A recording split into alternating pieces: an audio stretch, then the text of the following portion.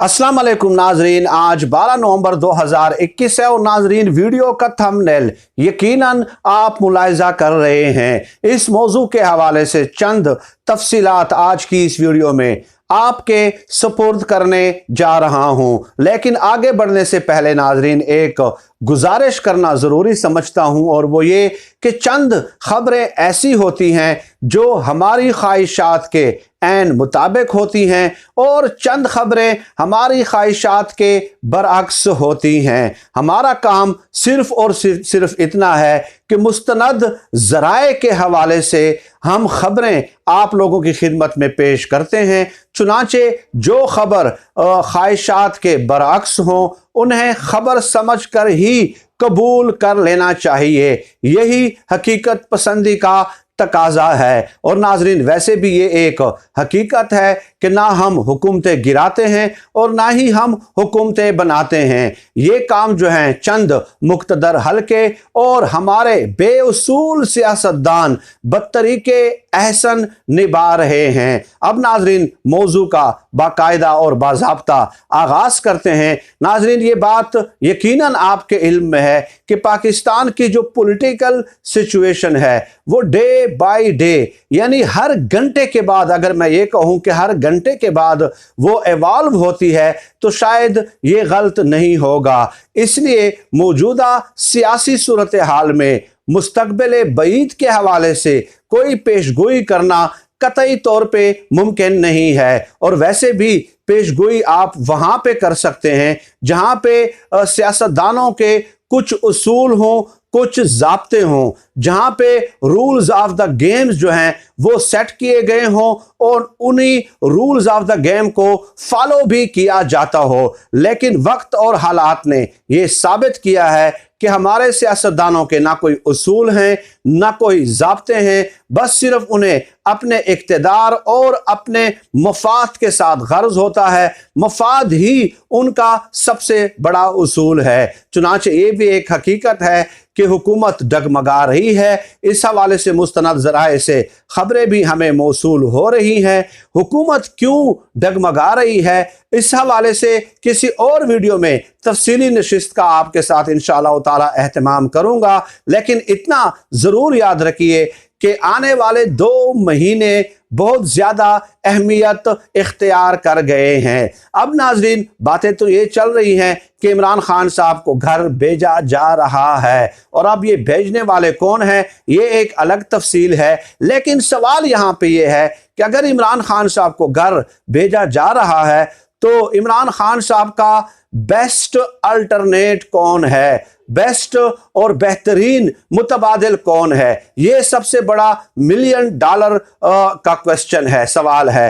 अब नाजरीन ज़राए के हवाले से मुबैना तौर पे ये कहा जा रहा है कि कई ऑप्शंस जो हैं वो ज़ेरे गौर हैं और उन ऑप्शंस में से एक ऑप्शन जो है खुर्शीद शाह साहब भी मौजूद हैं। यानी खुर्शीद शाह साहब जो हैं वो अगले वज़ीर आज़म होंगे मुतबादल के तौर पे। इस पे भी जो है गौर किया जा रहा है मुख्तलिफ हलकों में और मुख्तलिफ लेवल्स पे। अब नाजरीन खुर्शीद शाह साहब के वज़ीर आज़म बनने के इम्कानात कितने हैं इस बात पे भी गौर करने की ज़रूरत है।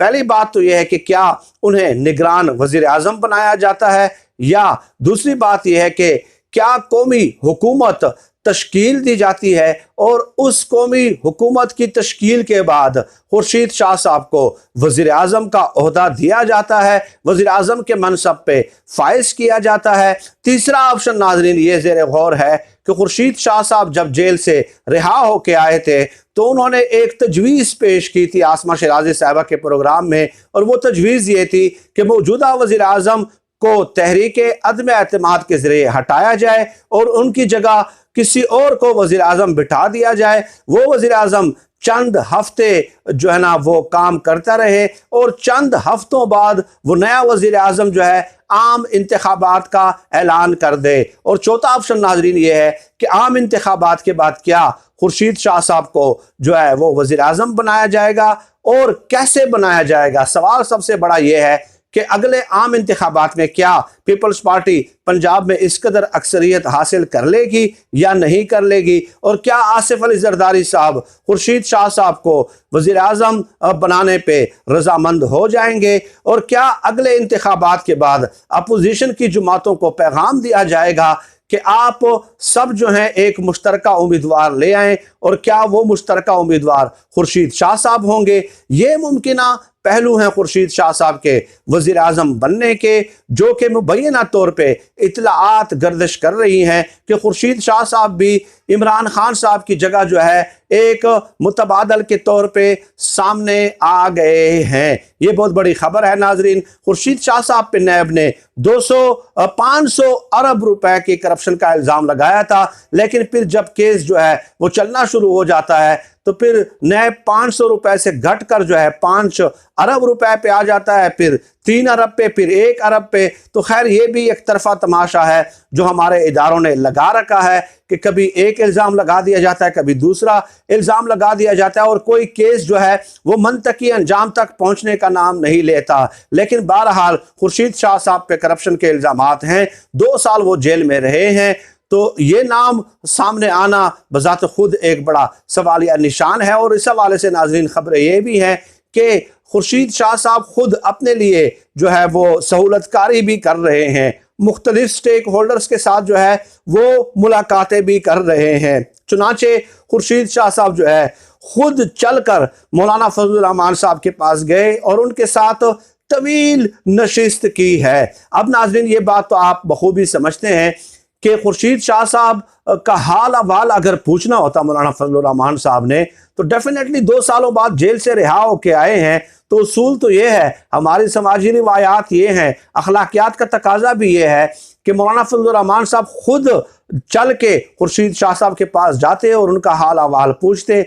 लेकिन जब खुर्शीद शाह साहब खुद गए हैं मौलाना फजलुर रहमान साहब के पास, तो डेफिनेटली ये तो मुमकिन नहीं है कि खुर्शीद शाह साहब वहां जाके कहें कि जनाब मैं आ गया हूं, अब आप मेरा हाल अहवाल पूछें। तो खुर्शीद शाह साहब का खुद जाना और घंटों मुलाकात करना, ये ज़राए के हवाले से ये बात की जा रही है कि वो अपने लिए सहूलतकारी कर रहे हैं। इसके अलावा खुर्शीद शाह साहब जो हैं वो गए थे शहबाज शरीफ साहब के पास भी खुद चल के गए और एक तवील मुलाकात हुई है। और इसके अलावा नाजरीन तारिक बशीर चीमा साहब, जिसका PMLQ के साथ ताल्लुक है और फेडरल मिनिस्टर है और अहम तरीन रुकन शुमार किए जाते हैं PMLQ के, उनकी भी खुर्शीद शाह साहब के साथ मुलाकात हुई है। और उस मुलाकात को जो है हुकूमती हलकों में बड़ा संजीदा लिया जा रहा है, क्योंकि जिस दिन खुर्शीद शाह साहब के साथ PMLQ की मुलाकात हुई थी, उसी रात पीपल्स पार्टी का इजलास मुनक्किद हुआ, जिसमें बिलावल जरदारी साहब और यूसुफ रजा गिलानी से लेके राजा परवेज अशरफ से लेके तमाम सीनियर क़यादत जो पीपल्स पार्टी की थी वो मौजूद थी। तो वहाँ पे बाकायदा इस मुलाकात का हवाला दिया गया कि अपोजिशन हुकूमत के जो इत्तेहादी हैं उनमें से 8-10 लोग हमारा साथ देने के लिए तैयार हैं। अब हमारा साथ देने के लिए तैयार है से क्या मुराद है, ये बजाते खुद एक सवालिया निशान है। तो ये चंद डाट्स थे जो मुख्तलिफ ज़राए के हवाले से मुबैना तौर पर जो हमें बताया गया है, वो चंद डाट्स हमने कनेक्ट करने की कोशिश की है कि किस तरह मुतबादल पे काम हो रहा है और कई ऑप्शन ज़ेर गौर हैं। और एक ऑप्शन में से एक ऑप्शन ये भी है कि खुर्शीद शाह साहब चूँकि सीजन्ड पॉलिटिशियन है, ठंडे मिजाज के मालिक हैं, तो वो इसलिए रियासती ज़माम कार से वाकिफ़ भी हैं, पब्लिक अकाउंट्स कमेटी के चेयरमैन भी रहे हैं, अपोजिशन लीडर भी रहे हैं, और तमाम जो सियासी जमातें हैं वो उनकी खातिर खा इज्जत भी करती है और उनसे जो है ना सियासी मामलात सीखते भी रहते हैं। तो इस तरह के ऑप्शंस पे गौर हो रहा है। ये डेवलपमेंट नाज़रीन अहम तरीन डेवलपमेंट थी जो मैंने आप लोगों की खिदमत में पेश करना ज़रूरी समझी। लेट अस सी अगले 2 महीनों में क्या सूरत हाल दरपेश होती है। नाज़रीन इसके अलावा और भी बहुत सारी ब्रेकिंग न्यूज़ मौसूल हुई हैं जो इंशाल्लाह आने वाले वीडियोज़ में आपके सपोर्ट करूँगा। फिल वक्त इतना ही। पाकिस्तान जिंदाबाद। अल्लाह हाफ़िज़।